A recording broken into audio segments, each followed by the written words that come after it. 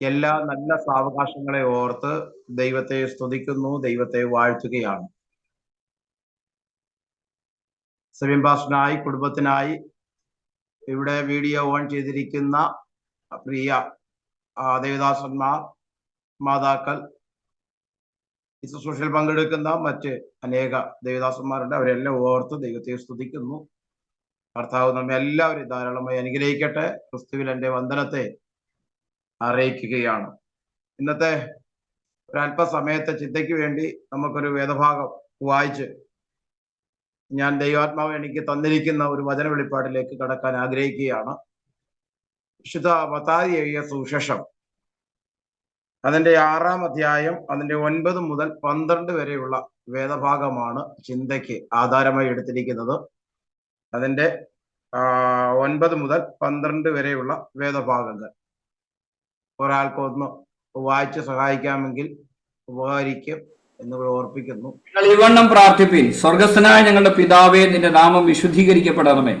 നിന്റെ രാജ്യം വരണമേ. നിന്റെ ഇഷ്ടം സ്വർഗത്തിലെ പോലെ ഭൂമിയിലും ആകണമേ. ഞങ്ങൾക്ക് ആവശ്യമുള്ള ആഹാരം ഇന്ന് തരണമേ. ഞങ്ങളുടെ കടക്കാരോട് ഞങ്ങൾ ക്ഷമിച്ചിരിക്കുന്ന പോലെ ഞങ്ങളുടെ കടങ്ങളെ ഞങ്ങളോട് ക്ഷമിക്കണമേ. സ്തോത്രം. നമുക്കെല്ലാവർക്കും വളരെ സുപരിചിതമായ ഒരു വേദഭാഗമാണ്. നമ്മൾ ധാരാളം മെസ്സേജുകൾ ഇതിൻ്റെ അകത്തുനിന്ന് കേട്ടിട്ടുണ്ട്. ധാരാളം ആശയങ്ങൾ ഇതിൽ നിന്നും നമുക്ക് തന്നെ ദൈവാത്മാവ് പകർന്നു തന്നിട്ടുണ്ട്. എന്നാൽ ഞാൻ ഈ ആശയം വായിക്കുന്നതിന് മുമ്പേ, ഞാൻ ഈ പുസ്തകം വായിക്കുന്നതിന് മുമ്പേ ഞാൻ നിങ്ങളുമായി ഷെയർ ചെയ്യുവാൻ ആഗ്രഹിക്കുന്ന ഈ വചനത്തിന്റെ വെളിപ്പാട്, അതിന് മുഖാന്തരമായി മാറിയ ഒരു സന്ദർഭമുണ്ട്. ഞങ്ങളുടെ സഭയിൽ വീട്ടുജോലിക്ക് പോകുന്ന ഒരു സഹോദരിയുണ്ട്. ആ സഹോദരി ഡെയിലി രാവിലെ ജോലിക്ക് പോകുന്നതിന് മുമ്പ് എന്നെ വിളിച്ച് ഫോണിൽ കൂടെ പ്രാർത്ഥനത്തിന് ശേഷമാണ് തൻ്റെ മകൻ ജോലിക്കായി കടന്നു പോകുന്നത്. എല്ലാ ദിവസവും അത് കണ്ടിന്യൂ ചെയ്ത് കൊണ്ടുപോകുന്നു. അത്യാവശ്യം ഞാൻ യാത്രയിലും മറ്റു ശുശ്രൂഷയിലും ഒക്കെ ആണെങ്കിൽ മാത്രമേ അതിനകത്തൊരു വിഘ്നം വന്നിട്ടുള്ളൂ.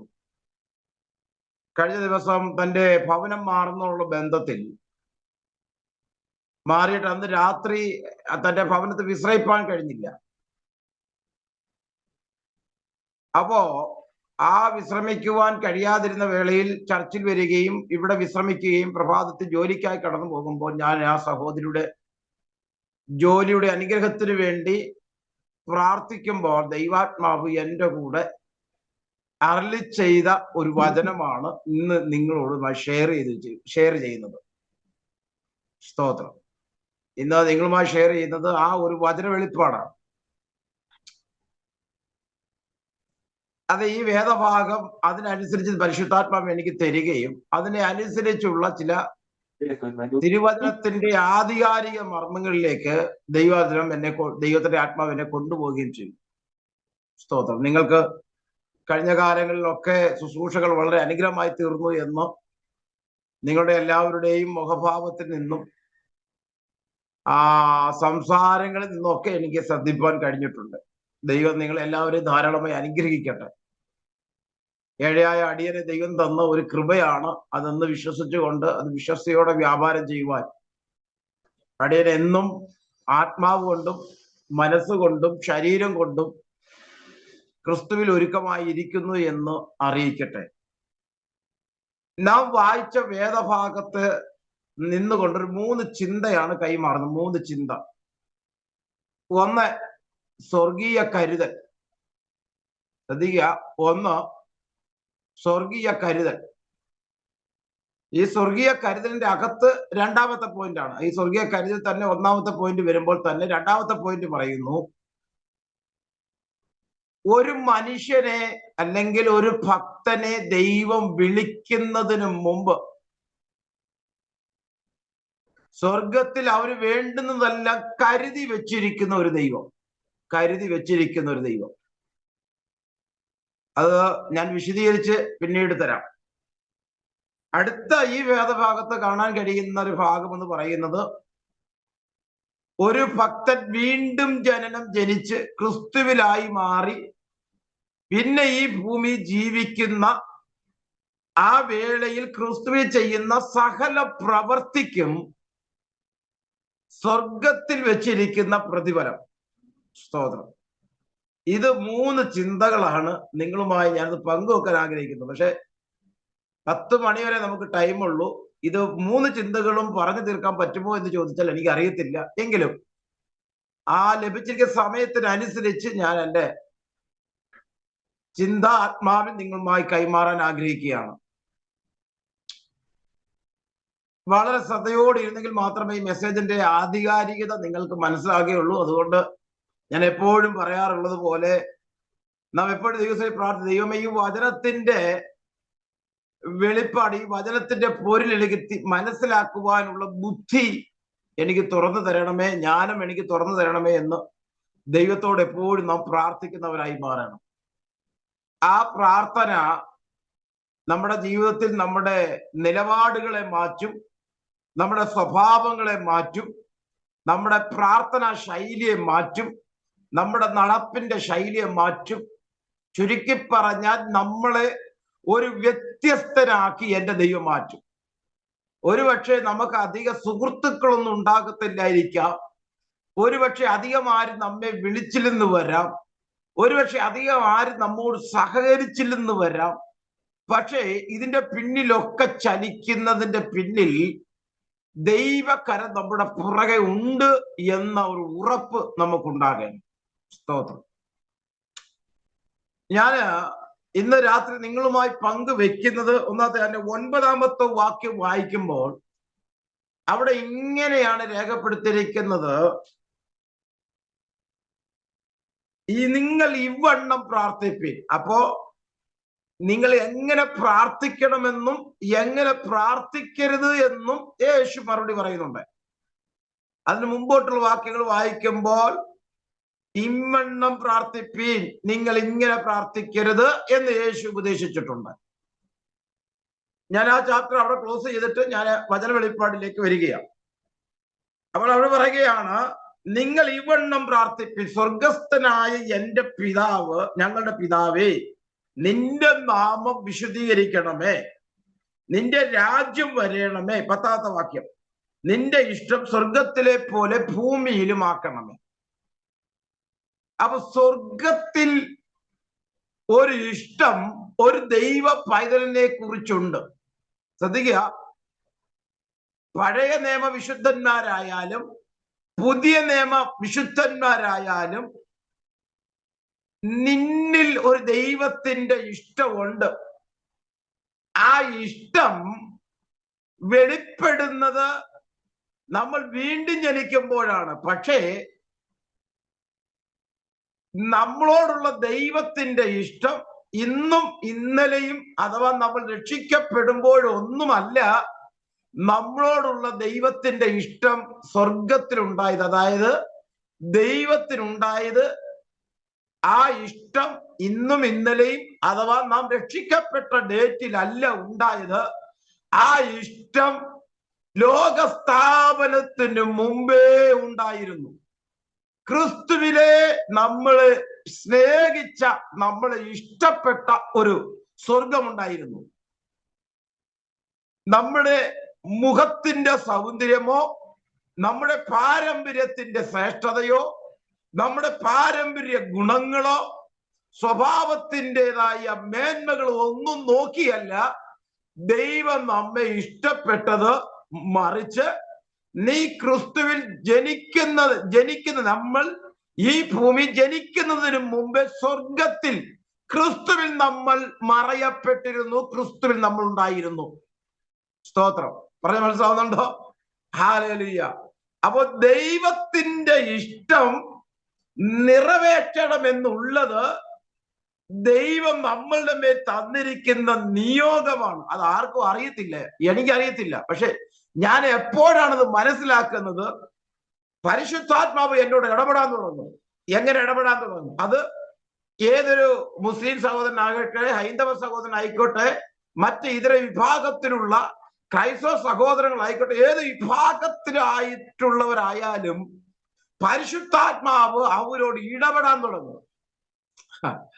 പരിശുദ്ധാത്മാവരോട് ഇടപെടാൻ തുടങ്ങുമ്പോഴാണ് അവർ ക്രിസ്തുവിലേക്ക് അവരുടെ ഹൃദയം ചായുന്നത്. ക്രിസ്തുവിലേക്ക് ഹൃദയം ചായും എന്ന് പറഞ്ഞാൽ പരിശുദ്ധാത്മാവ് അവരെ അങ്ങോട്ട് ചായ്പിക്കും. എന്താണെന്നറിയാമോ? സ്വർഗത്തിൽ നിന്നെ കുറിച്ച് ചില നിർണയങ്ങൾ ദൈവത്തിനുണ്ട്. നിന്നെ കുറിച്ചുള്ള ചില ഇഷ്ടങ്ങൾ സ്വർഗത്തിലുണ്ട്.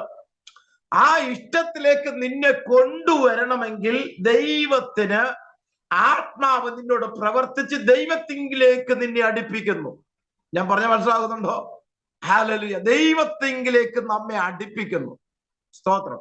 അങ്ങനെയാണെങ്കിൽ ഇവിടെ ഇരിക്കുന്ന ഓരോ മാതാപിതാക്കളോടും ഞാൻ പറയുകയാണ്, ദൈവത്തിന്റെ ഇഷ്ടം ഇന്നും ഇന്നലെയുമല്ല നമ്മോട് തുടങ്ങിയത്.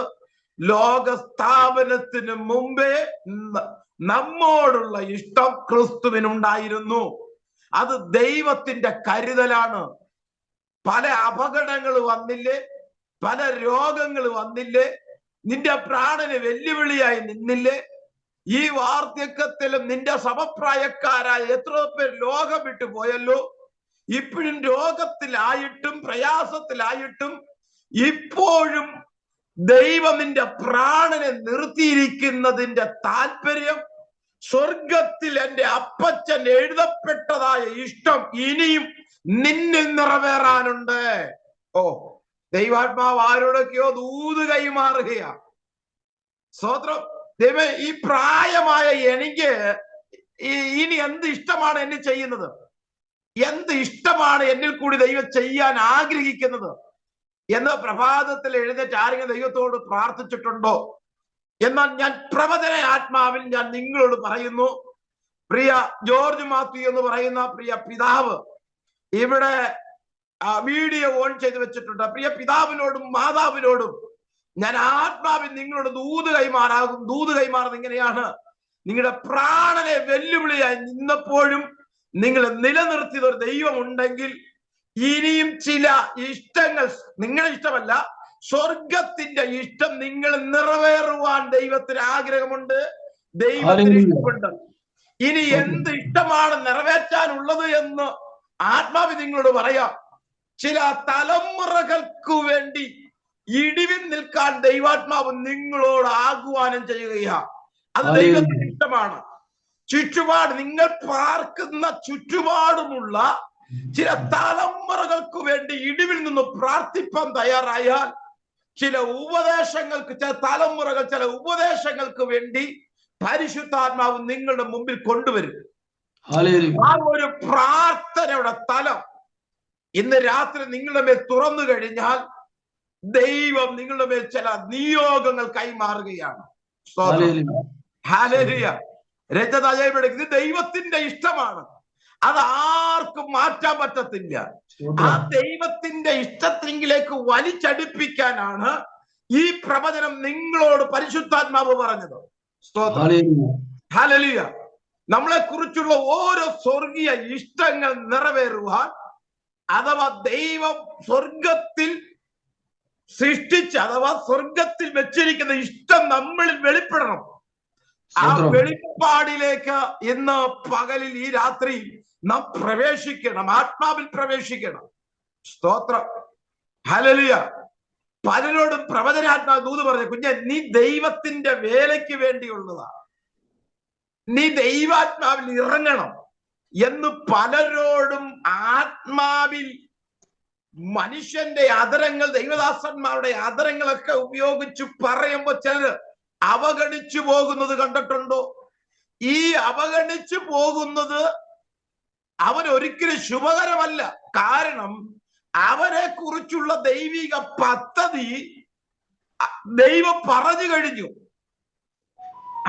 ദൈവം തന്റെ മാധ്യമത്താൽ അവനോട് പറഞ്ഞു കഴിഞ്ഞു. ഇനി അടുത്ത മാധ്യമം എന്ന് പറയുന്നത് ദൈവം അവനോട് ഡയറക്റ്റ് ഇടപെടുക എന്നുള്ളതാണ്. സ്തോത്രം. ഡയറക്റ്റ് ഇടപെടുക എന്നുള്ളതാണ്. ആ ഡയറക്റ്റ് ഇടപെടൽ എന്ന് പറയുന്നത് ഒരു കർത്താവിന്റെ വേലയ്ക്ക് വേണ്ടി നിന്റെ ഹൃദയത്തെ പാകപ്പെടുത്തി കൊണ്ടുവരിക എന്നതാണ് ദൈവത്തിന്റെ പദ്ധതി. അത് ഒരുപക്ഷെ നിന്റെ ജീവിതത്തിൽ ഒരുപക്ഷെ എന്തെങ്കിലും പ്രയാസങ്ങളോ കഷ്ടങ്ങളോ നഷ്ടങ്ങളോ ഒക്കെ വരുത്തിയായിരിക്കും ദൈവം നിന്നെ കർത്തൃവേലയ്ക്ക് വേണ്ടി ഒരുക്കുന്നത്. മനസ്സിലാവുന്നുണ്ടോ? ഞാൻ പറഞ്ഞ കാര്യങ്ങൾ മനസ്സിലാകുന്നുണ്ടോ? ഈ വേലയ്ക്ക് വേണ്ടി ദൈവം നിങ്ങളെ ഒരുക്കുമ്പോൾ പിന്നെ ഇത് പറ്റിച്ചു പോകുന്നവരെ കണ്ടിട്ടുണ്ട്. അങ്ങനെ കിടക്കൽ കിടന്ന ഒരു തീരുമാനം, ദൈവം നിന്റെ വേല ചെയ്തോളാം. തമ്പുരാൻ സൗഖ്യം കൊടുക്കുമ്പോ പിന്നെയും തദൈവ തിരിഞ്ഞു പോകും. സ്തോത്രം. പിന്നെയും തിരിഞ്ഞു പോകുമ്പോൾ ദൈവത്തിന്റെ ഇഷ്ടം അവനിൽ ഉണ്ടായത് കൊണ്ട്, അവൻ തിരിഞ്ഞു പോകുമെന്ന് ദൈവത്തിന് അറിയാമെന്നത് കൊണ്ടും അവരെ പെട്ടെന്ന് ഉപേക്ഷിച്ച് കളയാൻ എന്റെ ദൈവത്തിന് മനസ്സ് വരുത്തില്ല. ഹല്ലേലൂയ. പത്രോസേ, നീ യേശുവിനെ എത്ര തള്ളിക്കളഞ്ഞാലും, നീ എത്ര പുറകോട്ട് മാറിപ്പോയാലും, പഴയ ഉപാധികൾ നീ എടുത്താലും, പത്രോസേ, നിന്നെ ഉപേക്ഷിച്ച് കളയാൻ എന്റെ ദൈവത്തിന് കഴിയത്തില്ല. കാരണം സ്വർഗത്തിൽ നിന്നെ കുറിച്ചൊരു ഇഷ്ടമുണ്ട്. എന്താണെന്നറിയാമോ? ഞാൻ എന്റെ സഭയെ പണിയും. എന്റെ ഈ പാറമേ ഞാൻ എന്റെ സഭയെ പണിയും. പാതാള ഗോപുരങ്ങൾ ജയിക്കയില്ല. കാരണം എന്റെ സഭയെ പണിയുവാനുള്ള ഒരു ഫൗണ്ടറായി നിന്നെ ഞാൻ നിർത്തുമ്പോ, പത്രോസേ, നീ വള്ളവും വലയെടുത്തു പോയാലും നിന്നെ തിരികെ കൊണ്ടുവന്ന് നിർത്താൻ എനിക്കറിയാം. അതാണ് ദൈവത്തിന്റെ പദ്ധതി. ഒന്നാമത്തെ പോയിന്റ് ഞാൻ അവസാനിക്കുകയാണ്. സ്വർഗത്തിന്റെ കരുതൽ നമ്മൾ വെളിപ്പെടുകയാണ്. ഇഷ്ടം ഇന്നലെ ഉണ്ടായതല്ല. സ്വർഗത്തെ നമ്മളെ കുറിച്ച് ഇഷ്ടം ആദികാലം മുതൽക്കേ ക്രിസ്തുവിൽ ആ ലോക സ്ഥാപനത്തിന് മുതലേ ഉണ്ട്. ഇനി രണ്ടാമത്തെ ഒരു ചിന്ത നിങ്ങളുമായി കൈമാറുകയാണ്. ഒരു ഭക്തനെ ദൈവം വിളിച്ചു വേർതിരിക്കുമ്പോൾ അവന്റെ ഉപജീവന മാർഗത്തിനു വേണ്ടി എന്തെല്ലാം കൊടുക്കണമെന്ന് എന്റെ ദൈവം തീരുമാനിക്കുന്നുണ്ട്. തീരുമാനിച്ചു വെച്ച് ഉറപ്പിച്ചിട്ടാ നിന്നെ പേര് ചൊല്ലി വിളിച്ചിറക്കിയത്. സ്തോത്രം. നിന്നെ വിളിച്ചിട്ടല്ല ദൈവം കരുതുന്നത്, നിനക്ക് കരുതിയിട്ടാണ് ദൈവം വിളിക്കുന്നത്. സ്തോത്രം. മനുഷ്യന് വേണ്ടുന്നത് എല്ലാം ദൈവം ഏദൻ തോട്ടത്തിൽ കരുതിയതിന് ശേഷമാണ് മനുഷ്യനെ ഉണ്ടാക്കിയത്.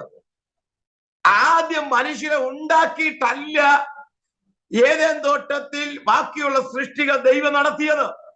മനുഷ്യന് വേണ്ടുന്ന സകല കാര്യങ്ങളും ഏദൻ തോട്ടത്തിന്റെ അകത്ത് ദൈവം കരുതി വെച്ചിട്ടാണ് മനുഷ്യനെ ദൈവം സൃഷ്ടിച്ചത്. ഇനി ആ ഉൽപ്പത്തി പുസ്തകം അബ്രഹാമിന്റെ ചരിത്രത്തിലേക്ക് പോകുമ്പോൾ ഞാൻ ഒരു വെളിപ്പാടും കൂടെ പറയാം. അബ്രഹാമെ, ദൈവത്തിന്റെ വിളി നിന്റെ തേടി വന്നത് എന്താണെന്ന് അറിയാമോ? നിനക്കൊരു മകൻ ജനിക്കണം. ഇപ്പോൾ നീ ശൂന്യതയില്ല, നിനക്കൊരു തലമുറ ഇല്ല. പക്ഷേ നിന്റെ കുടുംബത്തിൽ ജനിക്കേണ്ട ഒരു തലമുറ ക്രിസ്തുവിൽ ഉണ്ട്. അവിടെ വെളിപ്പെട്ട് നിൽക്കുക. പക്ഷെ നിന്റെ ജീവിതത്തിൽ അത് അക്ഷരികമായ കണ്ണുകൊണ്ട് വെളിപ്പെട്ട് വന്നിട്ടില്ല. സ്തോത്രം. ആ അക്ഷരികമായ കണ്ണുകൊണ്ട് സ്വർഗത്തിൽ ദൈവം സൃഷ്ടിച്ചു വെച്ചിരിക്കുന്ന ഈ ഇസഹാക്ക് നിന്റെ ജീവിതത്തിൽ ഇറങ്ങി വരണം. ആ ഇറങ്ങി വരണമെങ്കിൽ, ആ വാഗ്ദത്തം നിന്റെ ജീവിതത്തിലേക്ക് മാനിഫെസ്റ്റോ ചെയ്യണമെങ്കിൽ ദൈവത്തിന്റെ വിളിയെ നീ അനുസരിച്ചെങ്കിൽ മാത്രമേ അത് നിന്റെ ജീവിതത്തിൽ വെളിപ്പെട്ടു വരികയുള്ളൂ. സ്തോത്രം. അതുകൊണ്ടാണ് ദൈവം അബ്രഹാമിനെ വിളിച്ചപ്പോൾ അബ്രഹാം പുഞ്ചമടക്കി, എങ്ങോട്ടൊന്ന് ചോദിക്കാതെ അടിയരിതാ എന്ന് പറഞ്ഞ് പിതൃക്കാരെയും ചാർച്ചക്കാരെയും ഒക്കെ വിട്ട് അബ്രഹാം അവന്റെ വിളിക്ക് മുമ്പിൽ സറണ്ടറായി 25 വർഷം ദൈവത്തോട് കൂടെ നടന്നു. ദൈവത്തെ ആരാധിച്ചു. ദൈവത്തിൻ്റെതായ കൽപ്പനകൾ അവൻ പ്രമാണിച്ചു. 100-ാമത്തെ വയസ്സിൽ സ്വർഗത്തിൽ ഒരുക്കിയ ഇസഹാക്കിനെ ഭൂമിയിൽ തമ്പുരാൻ വെളിപ്പെടുത്തി. Oh Jesus, hallelujah. അബ്രഹാം അന്നാണ് ഇസഹാക്കിനെ കണ്ടത്. പക്ഷെ അബ്രഹാം കാണുന്നതിന് മുമ്പേ അബ്രഹാമിൽ ഒരു ജാതീയ സമൂഹത്തെ ദൈവം സൃഷ്ടിച്ചു വെച്ചു. എവിടെയാണെന്ന് അറിയാമോ? ക്രിസ്തുവിൽ. ക്രിസ്തുവിൽ ലോക സ്ഥാപനത്തിന് മുമ്പേ ദൈവം അത് സൃഷ്ടിച്ചു വെച്ചിരിക്കുക. സ്തോത്രം. കുഞ്ഞെ, ഇന്ന് നിന്റെ കുടുംബ ജീവിതത്തിന് വേണ്ടുന്ന ഏതു ചെറിയതും വലുതുമായ നന്മകളായിക്കോട്ടെ, വാഹനമായിക്കോട്ടെ, ഭവനം ജനമായിക്കോട്ടെ, തലമുറകളായിക്കോട്ടെ, ഈ ഭൂമി നിന്റെ ഉപജീവന മാർഗത്തിന് വേണ്ടി എന്തെല്ലാം തരണമെന്ന് സ്വർഗത്തിലെ ദൈവം അവിടെ സൃഷ്ടിച്ചു വെച്ചിരിക്കുക. ആ ദൈവത്തിന്റെ സ്വർഗത്തിൽ ഇരിക്കുന്ന ആ നന്മ നമ്മുടെ കണ്ണുകൾ കൊണ്ട് കാണണമെങ്കിൽ ഇവിടെ നാം ദൈവസ്ഥാനത്തിൽ മുട്ടുമടക്കി ദൈവത്തോട് പ്രാർത്ഥിക്കണം. ഓ സ്തോത്രം. അപ്പൊ എന്താ പിശാചിന്റെ തന്ത്രം എന്നറിയാമോ? സ്വർഗത്തിൽ ദൈവം നിനക്ക് വേണ്ടി ഒരുക്കി വെച്ച കരുതലുകൾ നിന്റെ കരത്തിൽ ലഭിക്കാതെ അത് തടയുക. അത് ഒരുപക്ഷെ നമ്മുടെ ജീവിതത്തിൽ വെളിപ്പെടുന്നത് പ്രവചനത്തെ തുച്ഛീകരിച്ചായിരിക്കും, ഒരുപക്ഷെ അനുസരണക്കേട് കാണിച്ച് ഒരുപക്ഷെ അത് തടയും. ഹല്ലേലൂയ. ഇന്നു രാത്രി ദൈവത്തിന്റെ ഇട പറയുക, നിന്റെ കരത്തിൽ ലഭിക്കേണ്ട പല നന്മകളും, ഈ ഭൂമിയിൽ നിന്റെ ജീവിതത്തിൽ അനുഭവിക്കേണ്ട പല നന്മകളും അടയപ്പെട്ടിരിക്കുന്നതിന്റെ പിന്നിൽ ഒരു പ്രാർത്ഥനാക്കുറവ്, ചില അനുസരണക്കേടുകൾ, ചില അവിശ്വസ്തതകൾ ഉണ്ട് എന്ന് പരിശുദ്ധാത്മാവിൽ ഞാൻ വിവേചിച്ചു പറഞ്ഞാൽ എത്ര പേർ ആ ദൂതനോട് ചേർന്ന് ദൈവമേ അത് എന്റെ ജീവിതത്തിൽ ഉണ്ടെന്ന് എത്ര പേര് പറയും? ഓ റിഖാല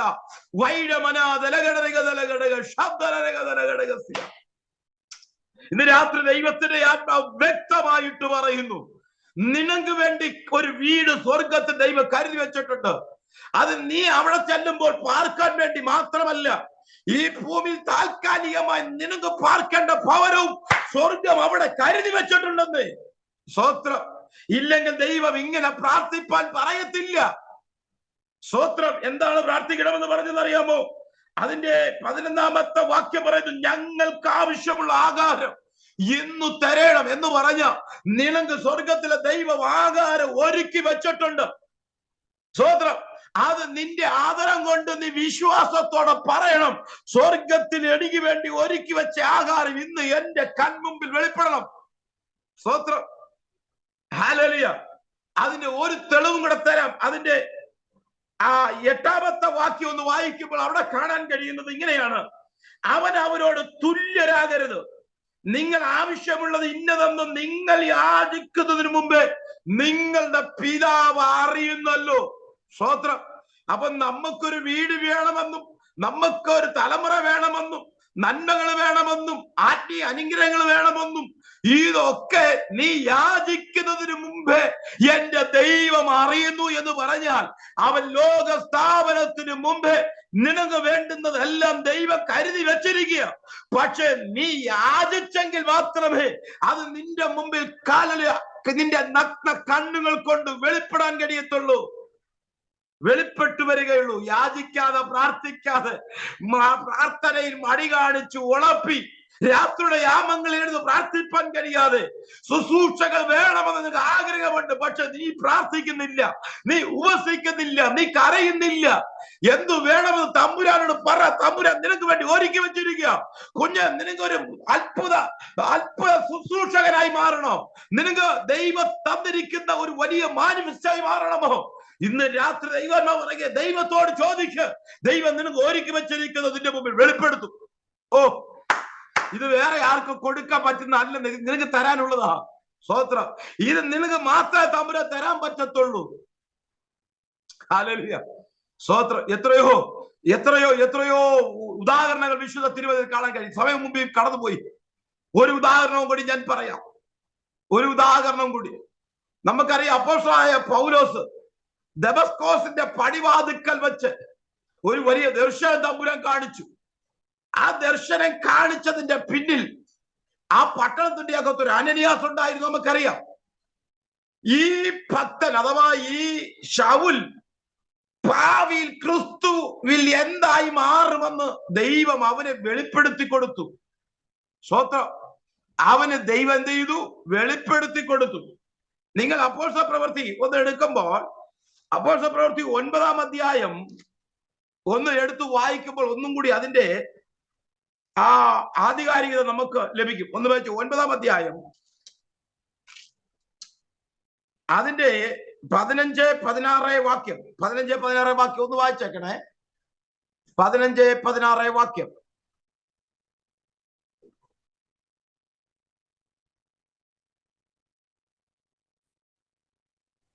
വഹിപ്പാൻ ഞാൻ തെരഞ്ഞെടുത്തിരിക്കുന്നു, തെരഞ്ഞെടുത്തിരിക്കുന്ന ഒരു പാത്രമാകുന്നു. എന്റെ നാമത്തിന് വേണ്ടി അവൻ എന്തെല്ലാം കഷ്ടം അനുഭവിക്കേണ്ടതാകുന്നു എന്ന് ഞാൻ അവനെ കാണിക്കുമെന്ന് പറഞ്ഞു. ഈ സ്വർഗത്തിലുള്ള ഇഷ്ടവും പൗലോസിനെ ദൈവം വിളിച്ചതിന്റെ താല്പര്യവും അനന്യാസിനോട് ദൈവാത്മാവ് വെളിപ്പെടുത്തി പറയുക. അവനത് പ്രവചനയാത്മാവാ പറയുന്നത്. നീ എന്താകും? അവൻ പറയുകയാണ്, നീ രാജികൾക്കും എന്റെ നാമം ജാതികൾക്കും രാജാക്കന്മാർക്കും ഇസ്രായേൽ മക്കളുടെ മുമ്പിൽ വഹിപ്പാൻ ഞാൻ തെരഞ്ഞെടുത്ത ഒരു പാത്രമാണ്. സ്തോത്രം. അതുകൊണ്ട് എന്റെ നാമത്തിന് വേണ്ടി ഞാൻ എന്തെല്ലാം കഷ്ടം അവൻ എന്തെല്ലാം കഷ്ടം അനുഭവിക്കേണ്ടതാകുന്നു എന്ന് ഞാൻ അവനെ കാണിക്കുമെന്ന് യേശു പരിശുദ്ധാത്മാവ് അനന്യാസിനോട് പൗലോസിനെ കുറിച്ച് ദൂത് പറയുക. സ്തോത്രം. മനസ്സിലായോ? ഇതാണ് ഈ ഭൂമിയിൽ പൗലോസിനെ ദൈവം ഏൽപ്പിച്ചിരിക്കുന്ന ശുശ്രൂഷ. ഇതിന്റെ അപ്പുറത്തേക്ക് പൗലോസിന് പോകാൻ പറ്റത്തില്ല. സ്തോത്രം. നമ്മൾ പലപ്പോഴും പറയുമല്ലോ, ഈ സുവിശേഷ വേല നിമിത്തം പൗലോസ് എന്ത് സമ്പാദിച്ചു എന്ന്. സ്തോത്രം. ഉള്ളതെല്ലാം നഷ്ടപ്പെട്ടു എന്ന് നാം പറയാറുണ്ടല്ലോ. ഇതൊന്നും നഷ്ടപ്പെട്ടതല്ല, മറിച്ച് ഞാൻ പറയാം, സ്വർഗത്തിന്റെ ഇഷ്ടം ഇതായിരുന്നു പൗലോസിനെ കുറിച്ച്.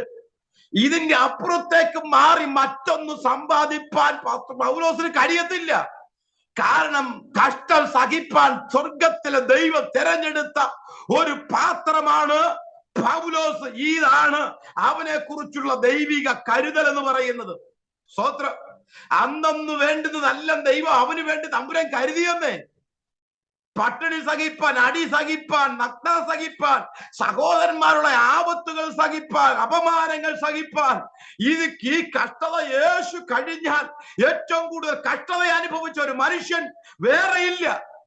എന്താ? ഇതാ അവനെ കുറിച്ചുള്ള ദൈവത്തിന്റെ പദ്ധതി. ഇതിനെ മാറ്റാൻ കഴിയത്തില്ല. ഇത് പത്രോസ് എത്ര പ്രാർത്ഥിച്ചാൽ മാറ്റാൻ കഴിയത്തില്ല. ഇത് മാറ്റാൻ പത്രോസ് ഒന്ന് പ്രാർത്ഥിച്ചു നോക്കി, ശൂലം മാറണമെന്ന്. സംഭവിക്കുകയല്ല. ശൂലം മാറ്റാനല്ല ദൈവത്തിന്റെ പദ്ധതി, നീ ശൂലം ചുമക്കാനാ ദൈവത്തിന്റെ പദ്ധതി. കാരണം ഇത് മുമ്പേ ഭക്തനായിരിക്കുന്ന പ്രാർത്ഥന മനുഷ്യനായിരിക്കുന്ന അനന്യാസിനെ കൂടി ദൈവാത്മാവ് വെളിപ്പെടുത്തി കൊടുത്തതാ. ഇതിന്റെ അപ്പുറത്തൊരു ബൗണ്ടറി അവനില്ല. കാരണം സ്വർഗത്തിന്റെ നിയമം ഇങ്ങനെ അവനെ കുറിച്ച് നിശ്ചയിച്ചു വെച്ചിരിക്കുന്നു. ഇന്ന് രാത്രി ദൈവാത്മാവ് പറയുക, നിങ്ങളെ കുറിച്ചുള്ള ശുശ്രൂഷയുടെ ഒരു ബൗണ്ടറി സ്വർഗത്തിലെ ദൈവം നിശ്ചയിച്ചിട്ടുണ്ട്. ആ ബൗണ്ടറിക്ക് അപ്പുറം പോകുവാൻ നമുക്ക് കഴിയത്തില്ല. ഇന്ന് രാത്രി ദൈവാത്മാവ് പറഞ്ഞ കഴിഞ്ഞ കാലങ്ങളിൽ നിങ്ങളോട് പറഞ്ഞ ഒരു ശുശ്രൂഷയുടെ തലമുണ്ട്. ആ തലത്തിലേക്ക് ഒന്ന് കയറാൻ ദൈവാത്മാവ് ഇന്ന് രാത്രി പ്രവചനാത്മാവ് നിങ്ങളോട് പറയുകയാണ്. ഇന്ന് രാത്രി ആ ശുശ്രൂഷയുടെ തലത്തിലേക്ക് ഒന്ന് കയറട്ടെ. ഹല്ലേലൂയ. നമ്മൾ ചിലരുടെ ജീവിതം ഭൗതികമായും ആത്മീയമായി അനുഗ്രഹിക്കപ്പെട്ടിരിക്കും.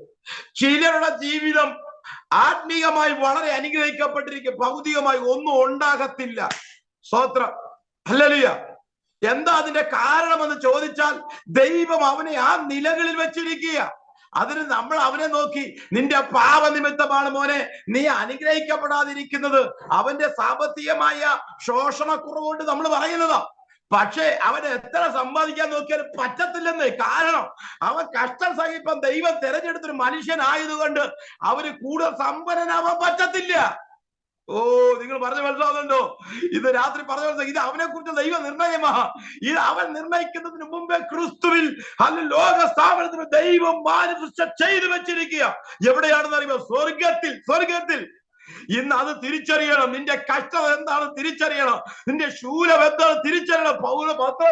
പൗലോസ് ഇത് മാറാൻ പ്രാർത്ഥിച്ചു. പക്ഷെ തമ്പുരാൻ പറഞ്ഞു, മോനെ നീ അത് മാറാൻ പ്രാർത്ഥിക്കേണ്ട.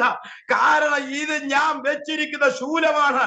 ഇതിന്റെ മേൽ ഓവർകം ചെയ്യാനുള്ള ദൈവകൃപ, ഒരു അഭിഷേകമാണ് നിനക്ക് വേണ്ടുന്നത്. അതാണ് ഞാൻ നിനക്ക് തന്നത്. ഓ ഇവിടമന രഗതല വൈഡ. നീ പല ആവർത്തി രോഗസൗഖ്യത്തിന് വേണ്ടി പ്രാർത്ഥിച്ചിട്ടില്ലേ? അല്ലെങ്കിൽ രോഗം മാറിയിട്ടുണ്ടോ? ഇല്ല, രോഗം മാറിയിട്ടില്ല. ദൈവം പറഞ്ഞ നിന്റെ രോഗം മാറ്റുന്നതിലല്ല എന്റെ ദൈവത്തിന്റെ പദ്ധതി.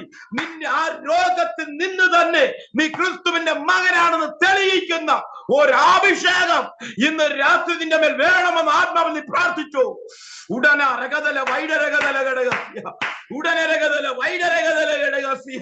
ഇന്ന് രാത്രി ദൈവാത്മാവ് പറയുകയാണ്, അല്ലല്ലോ രോഗ സൗഖ്യമല്ല വലുത്, പിന്നെ സ്വർഗത്തിലെ ദൈവം എനിക്ക് വേണ്ടി വെച്ചിരിക്കുന്ന നന്മകളും അനുഗ്രഹങ്ങളും ദൈവിക ഇഷ്ടങ്ങളും എന്റെ മുമ്പിൽ മാനിഫെസ്റ്റായി മാറട്ടെ, അക്ഷരീക അർത്ഥത്തിൽ എന്നിൽ വെളിപ്പെടട്ടെ എന്ന് ദൈവത്തോട് പ്രാർത്ഥിക്കുക. ഓ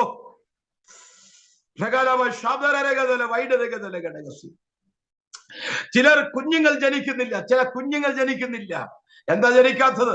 അവർക്ക് ജനിക്കണമെന്ന് ദൈവത്തിന് അറിയാം, അവർക്ക് മക്കൾ ഉണ്ടെന്ന് ദൈവത്തിന് അറിയാം, ദൈവം കരുതി വെച്ചിരിക്കുക. പക്ഷേ ചിലരെ ദൈവം കണ്ണുനീരിൽ കൂടി മാത്രമേ ചില സന്താനങ്ങളെ വെളിവരുത്തുള്ളൂ. മനസ്സിലാവുന്നുണ്ടോ? ഹന്നെ, നീ കരയുന്നതിന് മുമ്പേ, നിന്റെ ഉദരത്തിന്റെ അകത്ത് വെളിപ്പെടുന്നതിന് മുമ്പേ ഒരു ശമൂവേൽ പ്രവാചകനെ എന്റെ ദൈവ സ്വർഗത്തിൽ കരുതി വെച്ചിട്ടുണ്ട്. സ്തോത്രം. ഈ വെളിപ്പാട് ആഴത്തിൽ മനസ്സിലാക്കിയ വ്യക്തിയാണ് ഹന്ന. അതിന്റെ ഉദാഹരണം എന്നറിയാമോ? അവളുടെ മുഖം പിന്നെ വാടിയില്ല. എന്താ കാരണം എന്നറിയാമോ? അവളുടെ ഉദരത്തിൽ വെളിപ്പെടുന്നതിന് മുമ്പേ സ്വർഗത്തിൽ അവൾക്ക് വേണ്ടി കരുതി വച്ചിരിക്കുന്ന ഒരു ബാലനെ അവൾ വിശ്വാസത്താൽ കണ്ടു. ഓ ഉടനവല കത്തല റിഗതല വൈഡരഗതല. ഇതാണ് ദൈവം പറയുന്നത്, യേശു പറയുന്നത് ഇത് തന്നെയാണ്. നിങ്ങൾ എന്തെങ്കിലും പ്രാർത്ഥിപ്പാൻ നിങ്ങൾ ആഗ്രഹിക്കുന്നു എങ്കിൽ അത് നിങ്ങൾക്ക് ലഭിച്ചു എന്ന് വിശ്വസിച്ചുകൊണ്ട് നിങ്ങൾ പ്രാർത്ഥിപ്പീൻ. ഹല്ലേലൂയ. ഇന്ന് രാത്രി ദൈവാത്മാവ് പറയുക, ചിലത് നിങ്ങൾക്ക് ലഭിച്ചു കഴിഞ്ഞു. ഒരു ഭവനം നിനക്ക് ലഭിച്ചു കഴിഞ്ഞു, ശുശ്രൂഷയുടെ തലം നിനക്ക് ലഭിച്ചു കഴിഞ്ഞു, ഒരു പ്രാർത്ഥനയുടെ തലം നിനക്ക് ലഭിച്ചു കഴിഞ്ഞു. ഞാൻ വിശ്വാസത്താൽ പ്രാർത്ഥിക്കുക. ഓ ദുരാത്മാവിന്റെ മേഖല ഞാൻ വെട്ടിമാറ്റുകയാ. പാർസി രാജ്യത്തിന്റെ മേഖല യേശുവിന്റെ നാമത്തിൽ ഞാൻ വെട്ടിമാറ്റുകയാ. സ്വർഗീയ ഇഷ്ടങ്ങളിലേക്ക് ദാനിയേൽമാരുടെ പ്രാർത്ഥനകള് അവന്റെ കരത്തിൽ വരാമല്ലോ തടഞ്ഞു വെക്കുന്ന പാർട്ടിയുടെ മേഖലകൾ യേശുവിന്റെ നാമത്തിൽ ഞാൻ വെട്ടിമാറ്റുകയാ. ഹല്ലേലൂയ. ലക്ഷ്യത്താ ജയമെടുക്കുക. സ്തോത്രം. എന്റെ സഭ ഇവിടുന്ന് കഴിഞ്ഞുപോയി, ഞാനിവിടെ നിർത്തുകയാ. ഈ വചനം നമ്മുടെ ജീവിതം ഏറ്റവും വലിയ അനുഗ്രഹമായി മാറട്ടെ. കുഞ്ഞെ, നീ ഏത് മേഖല പ്രയാസപ്പെടണ്ട. നീ ആത്മാവിൽ പ്രാർത്ഥിച്ചോ, നിനക്ക് വേണ്ടി സ്വർഗത്തിൽ ദൈവം കരുതി വെച്ചിരിക്കുക. ഇനി പ്രത്യേകിച്ച് സൃഷ്ടിച്ചു തരാൻ ഒന്നുമില്ല. സ്വർഗത്തിൽ സൃഷ്ടിച്ചു വെച്ചത് നമ്മുടെ മുമ്പിൽ വരണമെന്ന് മാത്രമേ ഉള്ളൂ. അതിനുവേണ്ടി നാം ദൈവസന്നിധിയിൽ നമ്മളെ തന്നെ താഴ്ത്തി വിനയപ്പെടുത്തി ദൈവത്തോട് പ്രാർത്ഥിക്കുക. ദൈവം നമ്മളെ അനുഗ്രഹിക്കും. നമ്മുടെ മറ്റു മേഖലയിലേക്ക് ദൈവം വഴി നടത്തും. ഈ വചനങ്ങളാ ദൈവം നമ്മെ അനുഗ്രഹിക്കട്ടെ. ഇത്രത്തോളം അവസരം തന്ന ദൈവത്തിനും അവസരം ഒരുക്കിയ സെമി പാസ്റ്റർ കുടുംബത്തിനും എല്ലാ ദൈവമക്കൾക്കും ക്രിസ്തുവിൽ വന്ദനം. ഒന്നും കൂടി ഞാൻ എന്റെ സ്നേഹത്തെ അറിയിക്കുന്നു. God bless you. മാറാനാഥ.